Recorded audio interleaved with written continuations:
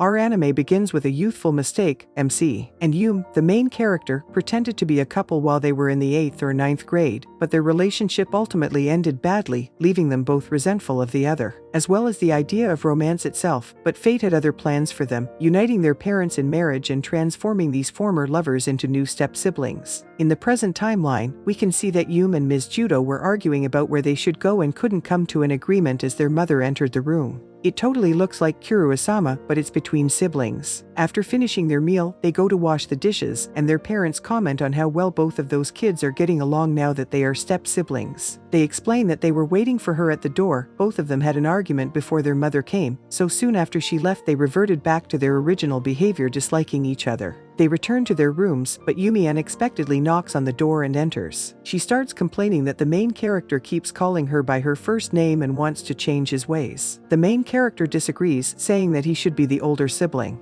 Their parents don't know that they once dated in middle school. Yume advises them to avoid doing anything that might upset their parents or make them regret their marriage. When Yume suddenly seems engrossed in our main character's books and starts reading them with interest, our main character realizes that she's trying to annoy him in a typical way of a normal sibling. They will both agree to keep their relationship a secret and act like typical siblings, so if any of them act like ex-lovers at any time, they must admit that they are the younger sibling. Yume nearly opens his secret stash drawer, panics, gets up, and apologizes to her, saying he couldn't take it any longer and that he's truly sorry for being rude. Yume was seduced by his comments, reminisced about their earlier relationship, and called our main character by his first name. As a result, she lost the wager on the high auto treatment. They can no longer pretend to be strangers at the high school entry ceremony because they attend the same school and are in the same class. Their teacher arrives and they begin class orientation. Later, several boys pose as our main character's friends at school, using him to get closer. Yume, after learning that our main girl Yume, gets angry on his behalf since our main character was doing literally nothing wrong.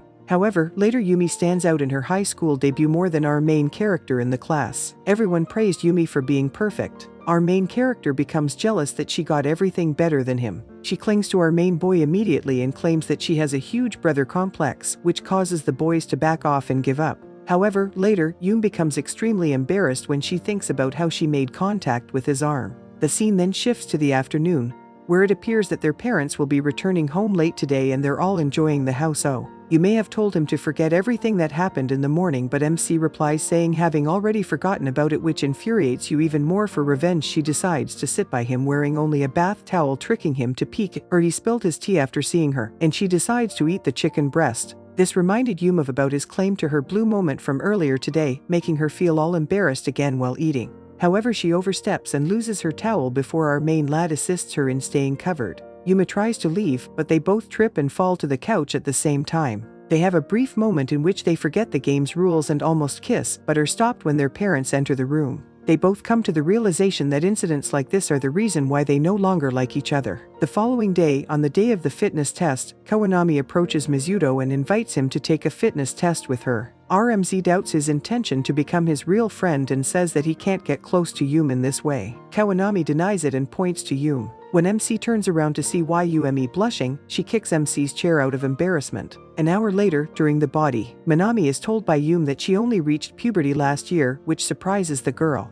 Yume then confides in her about her cup size, and Minami is shocked to learn that she wears a D cup. Minami then becomes her role model and inspiration, and she feels incredibly encouraged. Later, Minami feels demoralized and unmotivated, and Yume is worried because she performed poorly on the fitness test. When it was her turn, Yume noticed that Mizuto, who was also taking the fitness test, was so feeble-minded that she abruptly gave up. She thought it would be best not to be like him, and later we see how she received a satisfying result. However, after finishing the test, Yume feels extremely exhausted and faint. MC saved Karina right from falling as he quickly emerged on stage dressed like a badass. He cautions her not to exert herself excessively at the hospital, and Minami apologizes to Yume for failing to notice her weariness. Yume says she didn't mind and goes on to admit how terrible at sports she was and how she didn't want anyone else to know. Since she was previously very difficult to approach, Minami is glad that she now feels closer to her than before. Minami taunts Yume and feels humiliated. Minami then wants to call Yume by her name, and the two of them become friends. As they are walking to class, they notice his worried MC. He then makes a joke about her having dark circles under her eyes and walks away like a cool bastard.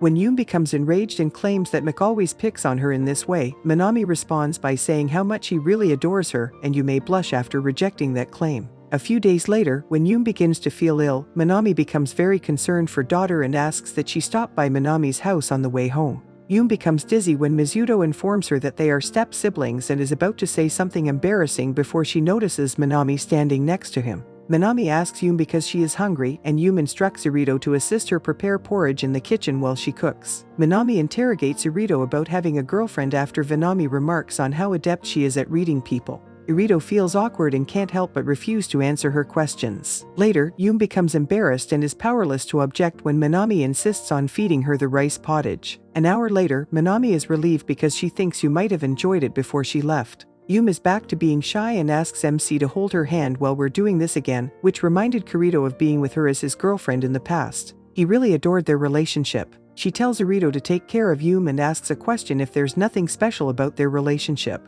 A flashback from 6 months ago is narrated as soon as the MC returns from the flashback and observes how Yume starts demanding things even though her temperature has already dropped. Yume apologizes and the MC lets her go because she is still sort of recovering from fever. Before the MC returns to his room, Yume warns him not to leave without telling her, and he makes a promise by saying, okay. Yume demonstrating how she once worshipped objects given to her by Armik in the present. Yume sniff his boxers, and then in a panic drops them on the floor and astoundingly wonders why she did that, fearing she'll regress to her old introverted self and what consequences would occur if Kirito found out on Sunday. Yume decide to return them as soon as possible. The two play rock, paper, scissors to see who would go first for their impromptu family gathering, and Yume wins. When the moment comes, Yume slip out of her room to deliver them back to Kirito's chamber, but you soon learn that he had intended to do the same with her bra. When Hirito asked her to clarify, she answered apologetically that she used to appreciate gifts from him. See you in the following movie recap.